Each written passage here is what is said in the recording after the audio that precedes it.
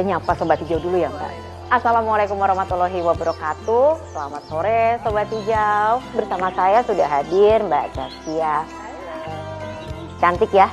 Cantik.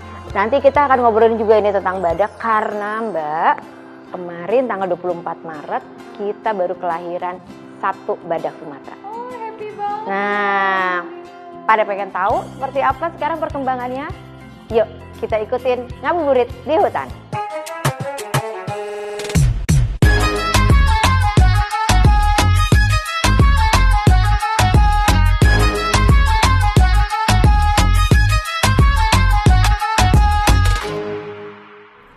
Lucu banget. Yang kemarin tadi aku ceritain bahwa dia udah melahirkan setelah proses pembuntingannya segala macam itu rame banget. Ih, pokoknya ini tuh gemes. Iya, gemes banget. Ini kan kayak sebagai orang awam ya, gitu yang mungkin informasinya masih harus banyak menggali nih. Ini ngelihat lucu kayak gini dan katanya populasinya bener-bener tinggal sedikit. Artinya ini berhasil banget ya. Ini ngelihat kayak gini ya. Wah, good job, good job. Mau lihat nggak? Kayak gimana yuk? Udah kayak gimana nih sekarang nih? Udah gede belum? Kita telepon dia. Oke, boleh, video boleh. call sama Pak Dokter sebentar. Oh, Masya Allah. Ini ada dokternya langsung ya? Ada dong. Halo, selamat sore dok. Sore, dokter. Iya dok, ini kita lagi sama-sama. Kita pengen nanya ini dok, kondisi kemarin babynya Rosa kayak gimana ya dok ya sekarang? Oh, namanya Rosa. Ibunya namanya Rosa. Oh, ya. ibunya Rosa.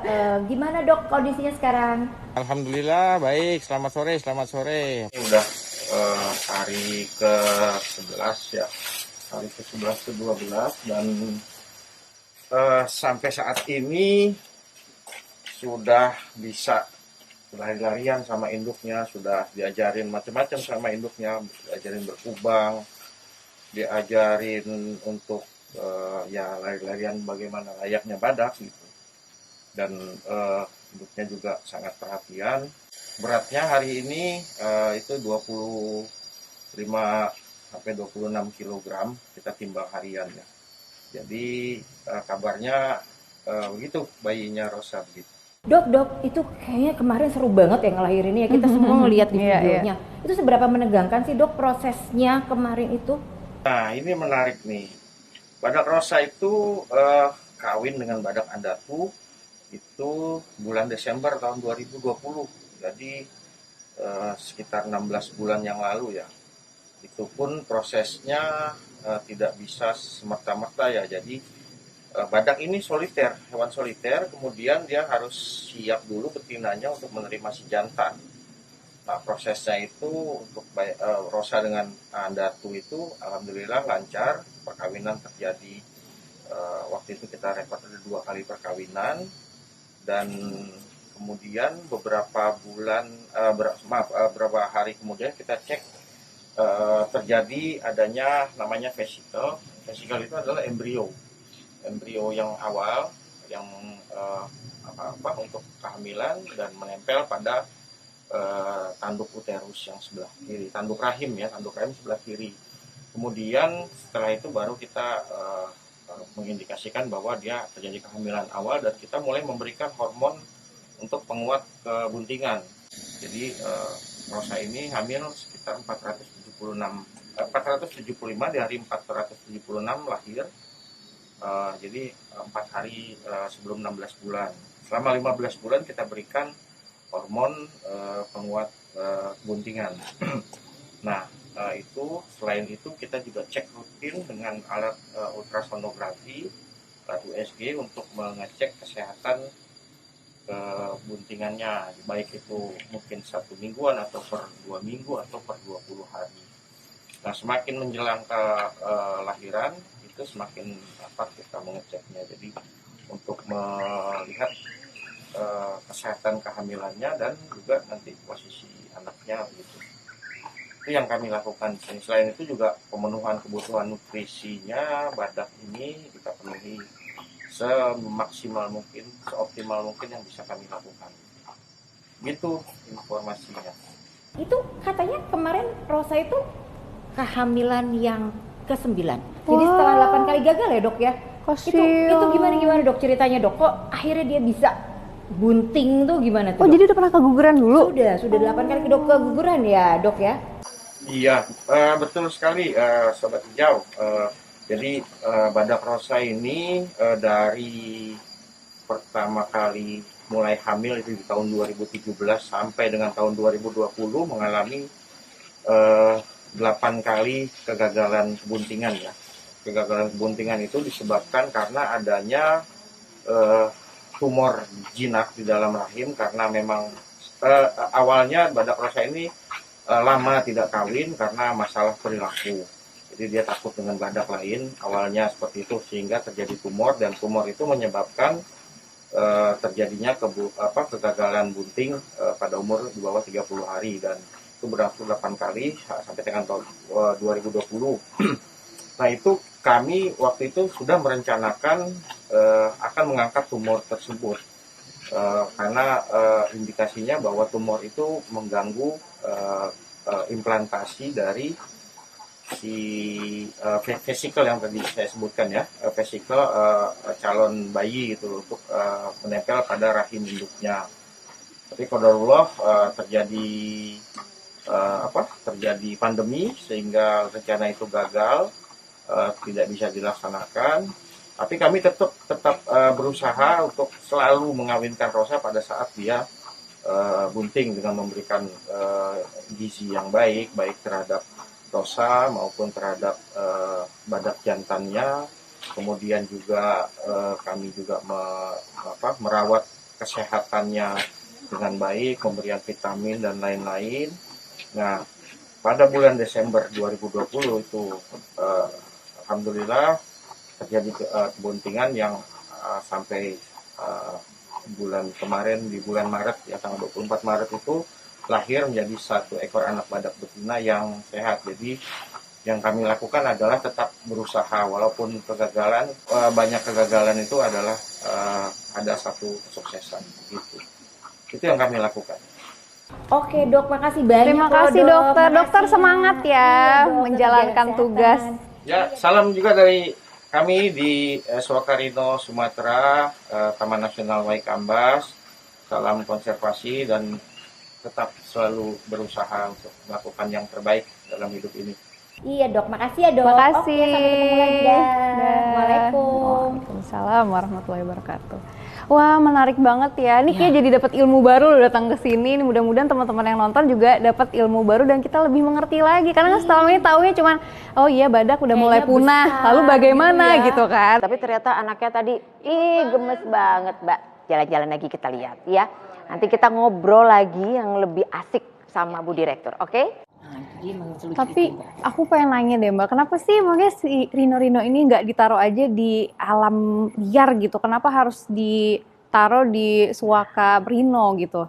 Padahal kan harusnya lebih bagus gitu di ya? hutan, iya. Nah Mbak, pas ada laptop nangkring. Wow. Kita hubungin Bu Direktur ya. Jadi ini nanti kita telepon yang namanya Bu Direktur Konservasi Keanekaragaman Hayati, namanya Bu Indra. Nanti aku kenalin. Yuk, Oke, ayo, Mbak, boleh. kita hubungkan ya. Sip. Sore Bu Direktur, Bu Indra, apa kabar? Ini aku lagi sama Mbak Saskia, lagi ngobrolin soal kemarin yang badak lahir. Tadi Mbak Saskia nanya sama aku, kenapa kok itu badak ditaruhnya di Swakarino, Bu? Saya ceritain sejarahnya dulu ya.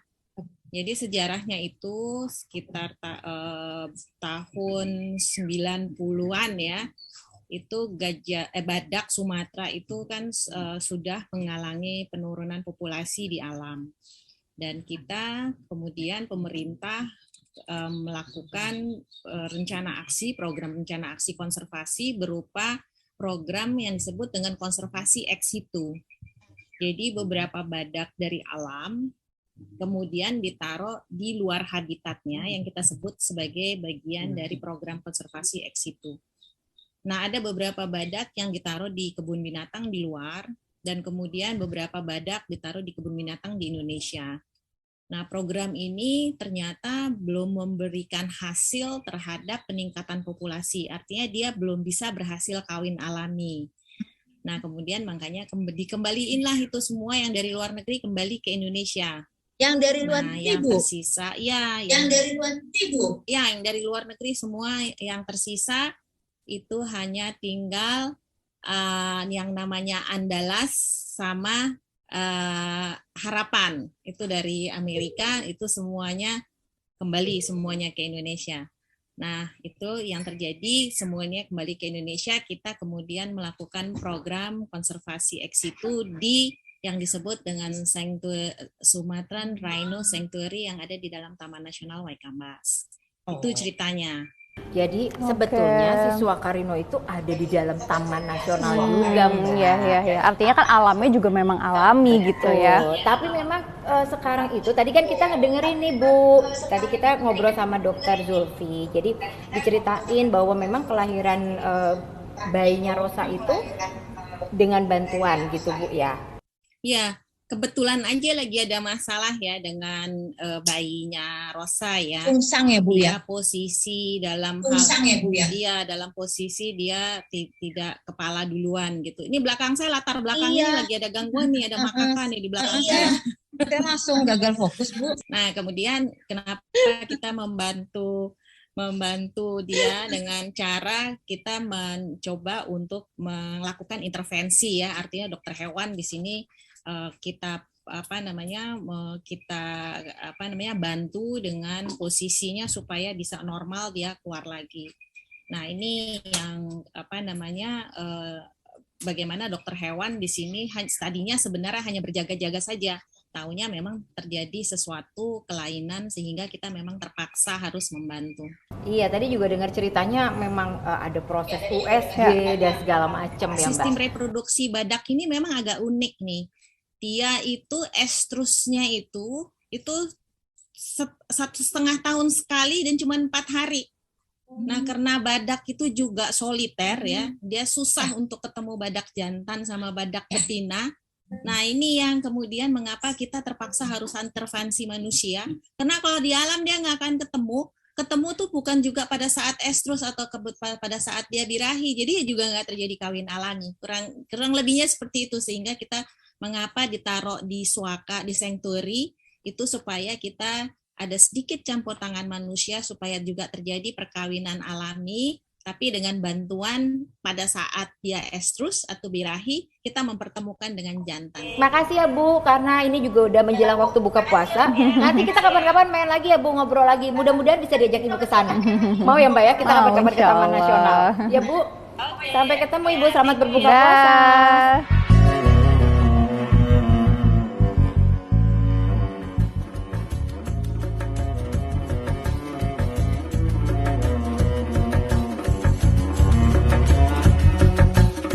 Oke Sobat Hijau, itu tadi kita udah ngobrol kembali tentang kelahiran badak di Sumatera. Jadi kita kayaknya udah cukup puas ya Mbak Kia ya, kita udah ngobrolin langsung dengan Bu Direktur maupun dengan dokter hewannya yang langsung menangani tadi. Baik, ini kayaknya sekarang udah waktunya buka puasa. Artinya saya juga udah harus segera cari pembuka puasa. Mbak Kia juga pastinya sudah harus cari pembuka puasa juga nih Mbak ya. Udah ditungguin kayaknya sama Ukasya. Oke Sobat Hijau, nantikan terus episode-episode berikutnya dengan cerita yang lebih banyak lagi. Dan tetap di Ngabuburit di Hutan. Wassalamualaikum warahmatullahi wabarakatuh.